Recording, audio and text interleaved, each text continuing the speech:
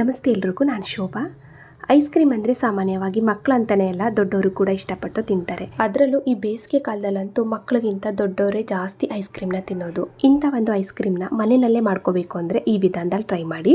ಇದಕ್ಕೆ ಯಾವುದೇ ಒಂದು ಫುಡ್ ಕಲರ್ ಆಗ್ಬೋದು, ಶುಗರ್ ಆಗ್ಬೋದು, ಕಸ್ಟರ್ಡ್ ಪೌಡ್ರು ಹಾಗೆ ಕಾರ್ನ್ಫ್ಲೋರ್ ಆಗ್ಬೋದು, ಯಾವುದನ್ನು ಕೂಡ ಬಳಸ್ತಾ ಇಲ್ಲ. ಒಂದು 3 ಪದಾರ್ಥನ ಉಪಯೋಗಿಸ್ಕೊಂಡು ತುಂಬ ಸಾಫ್ಟಾಗಿ ರುಚಿಯಾದ ಐಸ್ ಕ್ರೀಮ್ನ ಯಾವ ರೀತಿ ಮಾಡೋದು ನೋಡೋಣ. ಇವಾಗ ಮೊದಲು ಈ ಐಸ್ ಕ್ರೀಮ್ನ ಮಾಡ್ಕೊಳ್ಳೋದಕ್ಕೆ ನಾವು ಸ್ವಲ್ಪ ಹಾಲನ್ನು ಚೆನ್ನಾಗಿ ಕಾಯಿಸ್ಕೋಬೇಕು. ಗ್ಯಾಸ್ ಆನ್ ಮಾಡಿ ಒಂದು ಪಾತ್ರೆನ ಬಿಸಿ ಇಟ್ಟು ಹಾಲು ಸೇರಿಸ್ತಾ ಇದ್ದೀನಿ. ಹಾಲು ಬಂದು ನಾವು ಮನೆಯಲ್ಲಿ ಟೀ ಕಾಫಿ ಮಾಡೋದಕ್ಕೆ ಯಾವ ಹಾಲನ್ನ ಉಪಯೋಗಿಸ್ತೀವಿ ಅದರಿಂದನೇ ಮಾಡ್ಕೋಬೋದು. ಇದೇ ಹಾಲನ್ನು ಹಾಕಿ ಐಸ್ ಕ್ರೀಮ್ ಮಾಡ್ಕೋಬೇಕನ್ನೋದಿಲ್ಲ. ಇಲ್ಲಿ ನಾನು 1 ಲೀಟ್ರ್ ಹಾಲು ಹಾಕಿದ್ದೀನಿ. ಅರ್ಧ ಲೀಟ್ರ್ ಪಾಕೆಟು 2 ಪಾಕೆಟ್ನ ಹಾಕಿದ್ದೀನಿ. ಟೋಟಲ್ ಆಗಿ 1 ಲೀಟ್ರ್ ಹಾಲು ಆಯಿತು. ಇದಕ್ಕೆ ನೀರು ಹಾಕೋದು ಬೇಡ, ಹಂಗೆ ನಾವು ಚೆನ್ನಾಗಿ ಇದನ್ನು ಕಾಯಿಸ್ಕೋಬೇಕು. ಮಧ್ಯೆ ಚೆನ್ನಾಗಿ ಮಿಕ್ಸ್ ಮಾಡ್ತಾನೆ ಇರಬೇಕು. ಗಟ್ಟಿ ಹಾಲಾಗಿರೋದ್ರಿಂದ ತಳ ಕಚ್ಕೊಂಡ್ಬಿಡುತ್ತೆ. ಹಾಗಾಗಿ ಮಧ್ಯೆ ನಾವು ಈ ರೀತಿ ಚೆನ್ನಾಗಿ ಕೈ ಆಡಿಸ್ಕೊತಾ ಹಾಲನ್ನು ಚೆನ್ನಾಗಿ ಕುದಿಸ್ಕೋಬೇಕು. 1 ಲೀಟ್ರ್ ಹಾಲಿರೋದು ಅರ್ಧ ಲೀಟ್ರಿಗೆ ಬರಬೇಕು. ಆ ರೀತಿಯಾಗಿ ನಾವು ಸ್ವಲ್ಪ ಟೈಮ್ ಕೊಟ್ಟು ಉರಿನ ಕಡಿಮೆ ಮಾಡಿಕೊಂಡು ಒಂದು 20-25 ನಿಮಿಷ ನಾವು ಹಾಲನ್ನು ಚೆನ್ನಾಗಿ ಕಾಯಿಸ್ಕೋಬೇಕು. ಇವಾಗ ನಾವು ಹಾಲನ್ನು ಕಾಯೋದಕ್ಕೆ ಬಿಡೋಣ. ನಿಧಾನವಾಗಿ ಹಾಲು ಕಾಯ್ತಾ ಇರಲಿ. ಅಷ್ಟರಲ್ಲಿ ನಾವು ಸ್ವಲ್ಪ ಗೋಡಂಬಿ ಬಾದಾಮನ್ನ ಗ್ರೈಂಡ್ ಮಾಡಿ ಸೇರಿಸೋಣ. ಇವಾಗ ಗ್ರೈಂಡ್ ಮಾಡ್ಕೊಳ್ಳೋದಕ್ಕೆ ಒಂದು ಮಿಕ್ಸಿ ಜಾರ್ಗೆ ಗೋಡಂಬಿ ಮತ್ತು ಬಾದಾಮನ್ನ ತೋರಿಸ್ತಾ ಇದ್ದೀನಿ. 1 ಅವರ್ ಮುಂಚೆ ನಾನು ನೀರಲ್ಲಿ ಹಾಕಿ ನೆನೆಯೋದಕ್ಕಿಟ್ಟಿದ್ದೆ. ಗೋಡಂಬಿ ಮತ್ತು ಬಾದಾಮ್ ಎರಡೂ ಕೂಡ ಒಂದು 15-20 ಪೀಸು ಬಾದಾಮ್ ಪೀಸ್ ಇದೆ, ಹಾಗೆ ಒಂದು 10-12 ಗೋಡಂಬಿ ಪೀಸ್ ಇದೆ. ಬಾದಾಮನ್ನ ನಾವು ಸಿಪ್ಪೆ ತೆಗಿಬೇಕು. ಬಾದಾಮ್ ಮಾತ್ರ ಸಿಪ್ಪೆ ತೆಗೆದು ಸೇರಿಸೋಣ. ಇವಾಗ ನೆಂದಂಥ ಗೋಡಂಬಿ ಬಾದಾಮ್ ಎರಡೂ ಕೂಡ ಒಂದು ಸಣ್ಣ ಮಿಕ್ಸಿ ಜಾರ್ಗೆ ಹಾಕ್ತಾ ಇದ್ದೀನಿ. ಹಾಗೆ ಗ್ರೈಂಡ್ ಮಾಡ್ಕೊಳ್ಳೋದಕ್ಕೆ ಸ್ವಲ್ಪ ನಾವು ನೀರು ಹಾಕ್ಕೊಂಡು ಇದನ್ನು ಒಂದು ಪೇಸ್ಟ್ ಥರ ನಾವು ಗ್ರೈಂಡ್ ಮಾಡ್ಕೋಬೇಕು. ಇವಾಗ ನೋಡಿ, ಈ ರೀತಿ ನಾನು ಗ್ರೈಂಡ್ ಮಾಡ್ಕೊಂಡಿದ್ದೀನಿ. ಈ ರೀತಿ ಗೋಡಂಬಿ ಮತ್ತು ಬಾದಾಮ್ ಎರಡೇ ಪದಾರ್ಥ ಸ್ವಲ್ಪ ನೀರಲ್ಲಿ ನೆನೆಸ್ಕೊಂಡು ಸಿಪ್ಪೆ ತೆಗೆದ್ಬಿಟ್ಟು ನಾವು ಈ ರೀತಿ ಗ್ರೈಂಡ್ ಮಾಡಿ ಸೇರಿಸೋದ್ರಿಂದ ನಾವು ಮಾಡುವಂಥ ಐಸ್ ಕ್ರೀಮು ತುಂಬ ರುಚಿಯಾಗಿ ಮತ್ತು ಆರೋಗ್ಯಕರವಾಗಿ ಸಾಫ್ಟಾಗಿ ಬರುತ್ತೆ. ನೋಡಿ, ಈ ರೀತಿ ನಾವು ಗ್ರೈಂಡ್ ಮಾಡ್ಕೋಬೇಕು. ನುಣ್ಣಗೆ ಪೇಸ್ಟ್ ಥರ ರೆಡಿ ಮಾಡಿಟ್ಕೊಂಡ್ರೆ ಆಯಿತು. ಇವಾಗ ಇದನ್ನು ಬೇಯ್ತಾ ಇರುವಂಥ ಹಾಲಿಗೆ ಸೇರಿಸೋಣ. ಇವಾಗ ಹಾಲು ಕೂಡ ನೀವು ನೋಡ್ಬೋದು ಚೆನ್ನಾಗಿ ಬೇಯ್ತಾ ಇದೆ. ನಾನು ಕೂಡ ಮಧ್ಯೆ ಮಿಕ್ಸ್ ಮಾಡ್ಕೊತಾನೇ ಇದ್ದೆ. ಕಾಯಿಲೆ ಅಂತ ಹಂಗೆ ಬಿಡಬಾರ್ದು. ನಾನು ಆವಾಗಲೇ ಹೇಳ್ದಂಗೆ ಹಾಲು ತಳ ಕಚ್ಚದಂಗೆ ಆಗಿಬಿಡುತ್ತೆ. ಮಧ್ಯೆ ತಿರುಗಿಸ್ತಾನೆ ಇರಬೇಕು. ಇವಾಗ ನೋಡಿ, ಹಾಲು ಕೂಡ ಒಂದು 70% ಆಗುವಷ್ಟು ಬೆಂದಿದೆ. ಅಂದರೆ ಇನ್ನೂ ಕೂಡ ಒಂದು 1/4 ಭಾಗದಷ್ಟು ಹಾಲು ಬೇಯಬೇಕು. 1 ಲೀಟ್ರ್ ಹಾಲು ಬಂದು ಅರ್ಧ ಲೀಟ್ರ್ ಹಾಲು ಆಗಬೇಕು. ಆ ರೀತಿಯಾಗಿ ನಾವು ಚೆನ್ನಾಗಿ ಹಾಲನ್ನು ಬೇಯಿಸ್ಕೋಬೇಕಾಗುತ್ತೆ. ಆವಾಗ ಮಾತ್ರ ಐಸ್ ಕ್ರೀಮು ತುಂಬ ಸಾಫ್ಟಾಗಿ ಬರೋದು.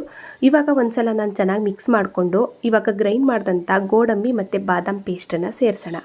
ಎಲ್ಲನೂ ಕೂಡ ಸೇರಿಸಿದಾಯಿತು. ಇವಾಗ ನಾವು ಚೆನ್ನಾಗಿ ಮಿಕ್ಸ್ ಮಾಡ್ಕೊತಾ ಬೇಯಿಸ್ಕೋಬೇಕು. ಇನ್ನೂ ಕೂಡ ಒಂದು 5-6 ನಿಮಿಷ ಮಧ್ಯ ನಾವು ಚೆನ್ನಾಗಿ ತಿರುಗಿಸ್ಕೊತಾ ಬೇಯಿಸ್ಕೋಬೇಕು. ಯಾಕೆಂದರೆ ಈ ಗೋಡಂಬಿ ಮತ್ತು ಬಾದಾಮ್ ಪೇಸ್ಟನ್ನು ಹಾಕಿದ ಮೇಲೆ ತಳ ಕಚ್ಚದಂಗೆ ಆಗಿಬಿಡುತ್ತೆ, ಗಟ್ಟಿ ಆಗಿಬಿಡುತ್ತೆ. ಹಾಗಾಗಿ ಇವಾಗ ನೀವು ನೋಡ್ಬೋದು ಫೈನಲಿ ಇದು ರೆಡಿಯಾಗಿದೆ.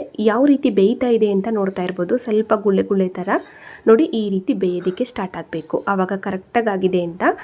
ಐಸ್ ಕ್ರೀಮ್ನ ಮಾಡ್ಕೊಳ್ಳೋದಕ್ಕೆ ದೊಡ್ಡ ಕೆಲಸ ಅಂತ ಅಂದರೆ ಹಾಲನ್ನು ನಾವು ಚೆನ್ನಾಗಿ ಕಾಯಿಸ್ಕೊಳ್ಳೋದು ಅಷ್ಟೇ. ಅದು ಬಿಟ್ಟರೆ ಐಸ್ ಕ್ರೀಮ್ನ ರೆಡಿ ಮಾಡ್ಕೊಳ್ಳೋದು ತುಂಬ ಸುಲಭವಾಗಿ ಮಾಡ್ಕೋಬೋದು. ನೋಡಿ, ಈ ರೀತಿ ನಾನು ಹಾಲನ್ನು ಕಾಯಿಸ್ಕೊಂಡಿದ್ದೀನಿ ಮತ್ತು ಕಂಪ್ಲೀಟಾಗಿ ಗ್ಯಾಸ್ ಆಫ್ ಮಾಡ್ಕೊಂಡಿದ್ದೀನಿ. ಗ್ಯಾಸ್ ಆಫ್ ಮಾಡಿಕೊಂಡು ಇದನ್ನು ನಾವು ತಣ್ಣಗಾಗೋದಕ್ಕೆ ಬಿಡಬೇಕು. ಸ್ವಲ್ಪ ಚೆನ್ನಾಗಿ ಇದು ತಣ್ಣಗಾದ್ಮೇಲೆ ಮಿಕ್ಸಿ ಜಾರ್ಗೆ ಹಾಕೋಣ. ಇವಾಗ ನೋಡಿ, ನಾನು ಕೂಡ ಪಾತ್ರನ ಕೆಳಗಡೆ ಇಳಿಸಿ ತಣ್ಣಗಾಗೋದಕ್ಕೆ ಬಿಟ್ಟಿದೆ. ಕಂಪ್ಲೀಟಾಗಿ ತಣ್ಣಗಾಗಿದೆ. ನೋಡಿ, ಈ ರೀತಿ ನಾವು ಚೆನ್ನಾಗಿ ಬಿಸಿ ಆರಿಸ್ಕೋಬೇಕು. ಆಮೇಲೆ ನಾವು ಮಿಕ್ಸಿ ಜಾರ್ಗೆ ಹಾಕೋಬೇಕಾಗುತ್ತೆ. ನೋಡಿ, ಮಿಕ್ಸ್ ಮಾಡಬೇಕಾದ್ರೆ ಮೊಸರು ಥರ ಕಾಣಿಸ್ತಾ ಇದೆ ನೋಡಿ.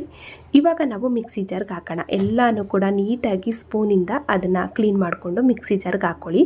ಕೈನಲ್ಲೇ ನೀಟಾಗಿ ಅದನ್ನು ತೆಗೆದು ಮಿಕ್ಸಿ ಜಾರ್ಗೆ ಹಾಕ್ಕೊಳ್ಳಿ. ಸ್ವಲ್ಪನೂ ಕೂಡ ವೇಸ್ಟ್ ಮಾಡೋದು ಬೇಡ.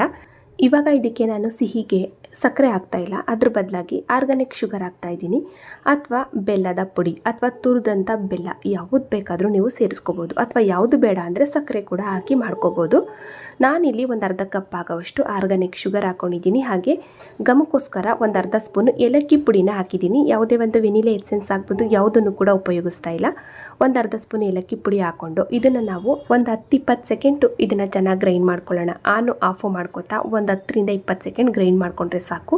ಇವಾಗ ನೋಡಿ, ಈ ರೀತಿ ನಾನು ಗ್ರೈಂಡ್ ಮಾಡ್ಕೊಂಡಿದ್ದೀನಿ ಮತ್ತು ಸ್ಪೂನಿಂದ ತೆಗೆದು ತೋರಿಸ್ತಾ ಇದ್ದೀನಿ. ನೋಡ್ತಾ ಇರ್ಬೋದು, ಇದೇ ರೀತಿಯಾಗಿ ಇರಬೇಕು. ಆವಾಗ ಐಸ್ ಕ್ರೀಮು ತುಂಬ ಸಾಫ್ಟಾಗಿ ಬರುತ್ತೆ. ನೋಡಿದ್ರಲ್ಲ, ಇದೇ ರೀತಿಯಾಗಿ ಇರಬೇಕು. ಇವಾಗ ಇದನ್ನು ನಾವು ತೆಗೆದು ಒಂದು ಪಾತ್ರೆಗೆ ಸೇರಿಸೋಣ. ಐಸ್ ಕ್ರೀಮ್ನ ನೀವು ಯಾವ ಪಾತ್ರೆಯಲ್ಲಿ ಸ್ಟೋರ್ ಮಾಡಿ ಇಡ್ತೀರಾ ಅದೇ ಪಾತ್ರೆಗೆ ನೀವು ಸೇರಿಸ್ಕೋಬೋದು.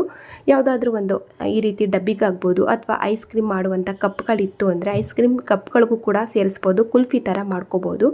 ಅಥವಾ ಯಾವುದಾದ್ರೂ ಒಂದು ಸ್ಟೀಲ್ ಬಾಕ್ಸ್ ಇರುತ್ತೆ ನೋಡಿ, ಅದಕ್ಕೂ ಕೂಡ ನೀವು ಹಾಕ್ಕೋಬೋದು. ಇಲ್ಲಿ ನಾನು ಈ ರೀತಿ ಒಂದು ಪಾತ್ರೆಗೆ ಹಾಕ್ತಾಯಿದ್ದೀನಿ ಮತ್ತು ಈ ರೀತಿ ಒಂದು ಸ್ಟೀಲ್ ಡಬ್ಬಿಗೂ ಕೂಡ ಹಾಕ್ತಾಯಿದ್ದೀನಿ. ಎರಡಕ್ಕೂ ಕೂಡ ಸ್ವಲ್ಪ ಸ್ವಲ್ಪ ಹಾಕ್ಕೊತಾ ಇದ್ದೀನಿ. ಇವಾಗ ಇದನ್ನು ಟೈಟಾಗಿ ಕ್ಯಾಪನ್ನು ಮುಚ್ಚಿ ಫ್ರೀಜರಲ್ಲಿ 8ರಿಂದ 10 ಅವರ್ ಇಡಬೇಕು. ಇವಾಗ ಇದನ್ನು ನಾನು ಫ್ರೀಜರಲ್ಲಿ ಇಡೋದಕ್ಕಿಂತ ಮುಂಚೆ ಸ್ವಲ್ಪ ಮೇಲ್ಗಡೆ ಸಣ್ಣದಾಗಿ ಕಟ್ ಮಾಡ್ಕೊಂಡಂಥ ಡ್ರೈ ಫ್ರೂಟ್ಸ್ನ ಹಾಕ್ತಾಯಿದ್ದೀನಿ. ಇದು ಆಪ್ಷನಲ್ಲು, ಇಷ್ಟ ಇದ್ದರೆ ಹಾಕ್ಕೊಳ್ಳಿ, ಇಲ್ಲಾಂದರೆ ಬೇಡ. ಮೇಲ್ಗಡೆ ನೋಡೋದಕ್ಕೂ ಕೂಡ ಚೆನ್ನಾಗಿರುತ್ತೆ, ಹಾಗೆ ತಿನ್ನುವಾಗ ಮಧ್ಯೆ ಸಿಕ್ತು ಅಂದರೆ ಇನ್ನೂ ಚೆನ್ನಾಗಿರುತ್ತೆ.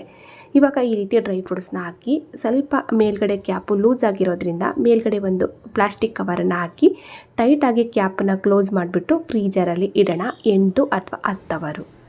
ಇವಾಗ ಐಸ್ ಕ್ರೀಮ್ನ ತೆಗೆದು ತೋರಿಸ್ತಾ ಇದ್ದೀನಿ. ನಾನು ಕೂಡ ಹಿಂದಿನ ದಿನ ಮಾಡಿದೆ, ಮಾರನೇ ದಿನಕ್ಕೆ ತೆಗೆದು ತೋರಿಸ್ತಾ ಇದ್ದೀನಿ. ಕ್ಯಾಪ್ ಓಪನ್ ಮಾಡಿ ನೋಡೋಣ.